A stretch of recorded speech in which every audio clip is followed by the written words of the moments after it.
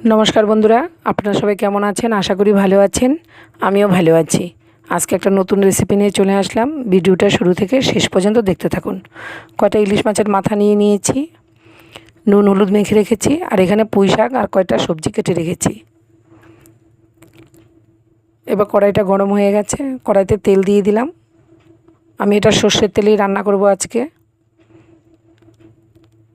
एबार नुन हलुद माखा माथागुलो दिए देब।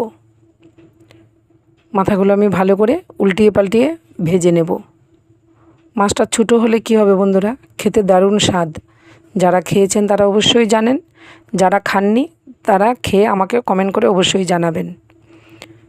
माछेर माथागुलो आमि उल्टिए पाल्टिए लाल करे भेजे नामिये नेब।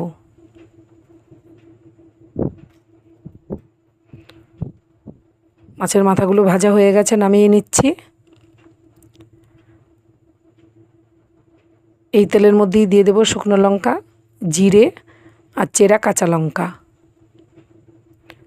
একটু ভালো করে নেড়ে চেড়ে নিয়ে কেটে রাখা পুঁই শাকগুলো দিয়ে দেব।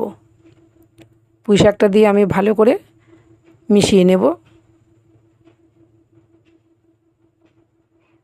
ভালো করে মিশিয়ে নিয়েছি। এবার নুন আর হলুদ দিয়ে দেব।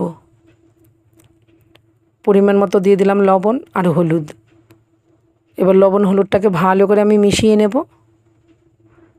সামান্য জল দিয়ে ঢেকে দেব। পুঁই শাক অনেক রকমভাবেই খাওয়া যায় বন্ধুরা। আমি আজকে এটা ইলিশ মাছের মাথা দিয়ে করছি। একটু ভালো করে নেড়ে চেড়ে নিলাম, আবার একটু ঢেকে দিচ্ছি। এবার ঢাকনাটা তুলে দেখাচ্ছি। আলু আর পুঁই শাকটা আমার খুব সুন্দর সেদ্ধ হয়ে গেছে। আমি যেহেতু এটা ইলিশ মাছের মাথা দিয়ে করছি, তাই আমি এর মধ্যে আদা জিরে বাটা দিলাম না। আদা জিরে বাটাটা দিলে মনে হয় যেন ইলিশ মাছের কোনো ফ্লেভারটাই আমি পাচ্ছি না। যদি আপনাদের মনে হয় আপনারা আদা জিরে বাটা দিয়েও খেতে পারেন। ইলিশ মাছের মাথাগুলো আমি দিয়ে দিলাম, দিয়ে ভালো করে নেড়ে চেড়ে নিলাম। এবার দিয়ে দেব একটু জিরে গুঁড়ো। এই জিরেটা আমি ভেজে গুঁড়ো করে রেখেছিলাম, সেই ভাজা জিরের গুঁড়োটাই 1 চামচ দিয়ে দিয়েছি। ব্যাস, আমি আর কোনো মশলাই দেব না বন্ধুরা।